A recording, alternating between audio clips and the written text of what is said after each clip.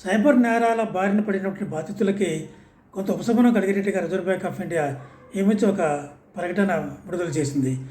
ఎవరైనా సైబర్ నేరాలకి బారిన పడి అంటే ఓటీపీ చెప్పమని కానీ, లేకపోతే పాన్ నెంబర్ చెప్పమని కానీ, లేకపోతే ఈ యొక్క ఆన్లైన్ ఫ్రాడ్ ద్వారా ఏదైనా డబ్బు నష్టపోతే ఆ నష్టంలో 15%నేమో బాధితుడు బ్యాంక్ వాళ్ళు భరించేటట్టుగా, మిగిలిన 85%ని రిజర్వ్ బ్యాంక్ ఆఫ్ ఇండియా వారికి పరిహారంగా చెల్లించేటట్టుగా ఈ యొక్క ప్రకటన విడుదల చేయడం జరిగింది.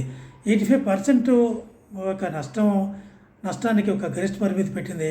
25,000 రూపాయలు గరిష్ట పరిమితి పెట్టింది. ఎవరైనా బాధితుడు 25 నష్టపోతే 25,000 రూపాయలు గరిష్టంగా ఆ యొక్క బాధితుడికి ఈ యొక్క రిజర్వ్ బ్యాంక్ ఆఫ్ ఇండియా పరిహారంగా చెల్లిస్తుందన్నమాట. ఒక ఎగ్జాంపుల్ చెప్తాను. 20,000 రూపాయలు ఎవరైనా బాధితుడు పోగొట్టుకుంటే 15% అంటే 3,000 రూపాయలని బాధితుడును బ్యాంకు వాళ్ళు భరించాలి. మిగిలిన 85%ని రిజర్వ్ బ్యాంక్ ఆఫ్ ఇండియా ఆ బాధితుడికి వాళ్ళ యొక్క అకౌంట్లో జమ చేయడం జరుగుతుంది. అలాగే ఆ యొక్క బాధితుడికి నష్టపరిహారంగా 17,000 రూపాయలని ఇవ్వడం జరుగుతుందన్నమాట. అలాగే 40,000 రూపాయల కన్నా బాధితుడు పోగొట్టుకుంటే 40,000 రూపాయలు 15% అంటే 6,000 రూపాయలని బాధితుడు బ్యాంకు వాళ్ళు పెట్టుకోవాలి. మిగిలిన 85% అంటే 34,000 రూపాయలని రిజర్వ్ బ్యాంక్ ఆఫ్ ఇండియా లెక్క ప్రకారం 85% 34,000 రూపాయలు ఉంది కాబట్టి 34,000 రూపాయలు రిజర్వ్ బ్యాంక్ ఆఫ్ ఇండియా ఆ బాధితుడికి ఇవ్వదు.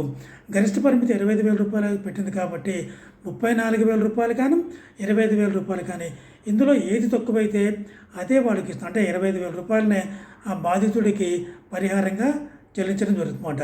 యొక్క గరిష్ట పరిమితి 25,000 రూపాయలు పెట్టారు కాబట్టి 25,000 రూపాయల కన్నా గరిష్ట 25,000 రూపాయల కన్నా నష్టపరిహారం ఎక్కువ ఉంటే 25,000కే పరిమితి చేసి 25,000 రూపాయలని ఆ యొక్క బాధితుడికి ఆ యొక్క బ్యాంక్ అకౌంట్లో జమ చేయడము జరుగుతుందన్నమాట.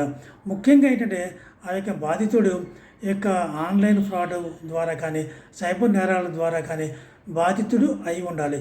అటువంటి బాధితుడు అయి ఉంటే మాట ఆ బాధితుడు అయి ఉంటే అతనికి ఏ ప్రశ్నలు వేయకుండా ఆయన అకౌంట్లో ఈ యొక్క నష్టపరిహారము 25,000 రూపాయలు గరిష్టంగా ఆ నష్టపరిహారాన్ని ఆయన ఆ యొక్క బాధితుడి యొక్క అకౌంట్లో జమ చేయటము జరుగుతుంది. ఈ యొక్క విధానానికి మార్గదర్శకాలు ఇంకా విడుదల చేయవలసిన అవసరం ఉంది.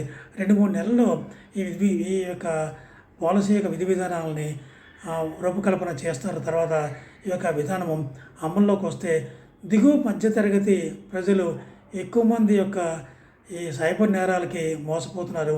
ముఖ్యంగా 50,000 రూపాయల లోపు మోసపోయిన వాళ్ళ సంఖ్య 65% ఉందని రిజర్వ్ బ్యాంక్ ఆఫ్ ఇండియా చెప్తున్నారు. కాబట్టి వారికి కొంత ఉపశమనం కలిగేటట్టుగా రిజర్వ్ బ్యాంక్ ఆఫ్ ఇండియా ఈ చర్యను తీసుకుంది. దీన్ని మనము ఒక ముఖ్యమైన చర్యగా మనము అభివర్ణించవచ్చు.